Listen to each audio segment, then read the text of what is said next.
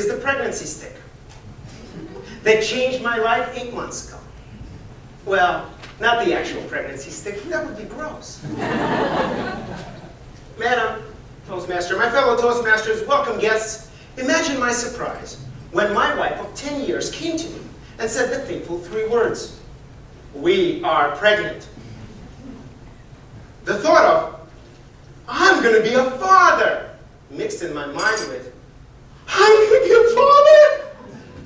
And all I could mutter was, "Are you sure?" Here is a slightly oversized picture of my baby boy in utero. So we are sure. Doesn't he look like me? The ultrasound technician said so. He also seems to move like me already. Dancing uncontrollably inside my wife's belly. Now that I'm getting over the initial shock of becoming a father, I've started to wonder, what lessons do I want to teach my son?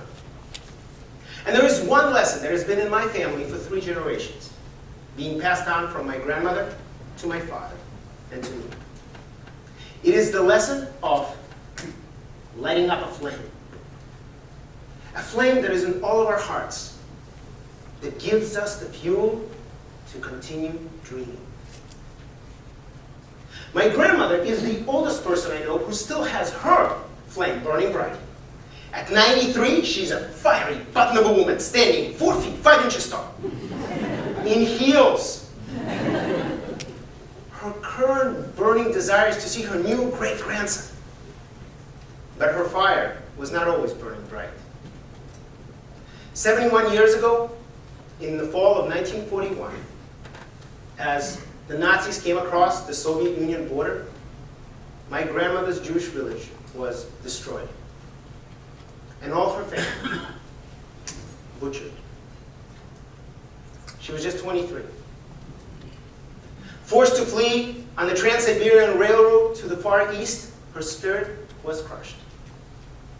She told me, "I had to stand on a train for 4 days with people all around me, but I felt so alone.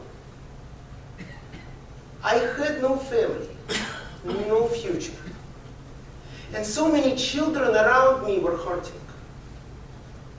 But as the train came to the final station, something in me lit up, and I said, I want to be a doctor, so I can help those children who are still alive." My grandmother did not give up. She overcame homelessness, starvation, and sickness. She fought to get into medical school, and in 1947 became one of the first pediatricians in the Soviet Union who were female. It was my grandmother's burning desire to become a doctor that lit up her flame and changed her life. My grandmother's flame clearly passed on to my father. But living up in the Soviet Union, which was very anti-Semitic, tended to crush his flame. And when he was denied his dream of becoming a scientist, just because he was Jewish, he resigned to his fate. Until February 19, 1977, the day I was born. He told me, "When I first held you in my hands for the first time, I knew that you must live in a country where you can follow your dreams." Well, it took 12 years, but in March 1989, my family and I left the Soviet Union with just $50, 13 suitcases, and a little bit of courage. But it was my father's burning desire to give me opportunities that he did not have, that lit up his flame and changed my life. Recently, I had my own flame tested. 4 years ago, inspired by my friend Mike, who was paraplegic, I committed to creating fitness equipment, specifically designed for people with physical limitations. Big, patented, commercial equipment that's called Fitness Arch. But most people just call it Bowflex for seniors. I put my heart and soul into that business. But the business was tough. And as the number of sales calls went down, number of collector calls went up.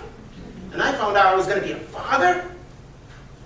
Felt like giving up, declaring bankruptcy. Late December, I had a call from my grandmother, and she said, "Leo, how could you give up your dream? You can't give up. Is this what you want to teach to my great-grandchild?" That little button of a woman reminded me of my burning desire to help people with physical limitations. And I felt my flame light up. Gradually, new opportunities came up, and I'm happy to tell you that the business is moving. And I'm on a better financial footing, which is a good thing, because I hear that diapers are pretty expensive. It's hard to believe that in just 3 short weeks, I will be a father. But I can already imagine holding my little baby boy in my arms and seeing his flame for the first time. What about your flame? Can you feel it? That passion inside your heart that you have if you have a goal to reach, a person to love, an idea to dream. Now, life can hand us challenges, circumstances, and self-doubts that can make it feel like our flame is dying out. But all you need to remember is that original burning desire, and you'll feel your flame light up and change your life. Let him toast, Mr.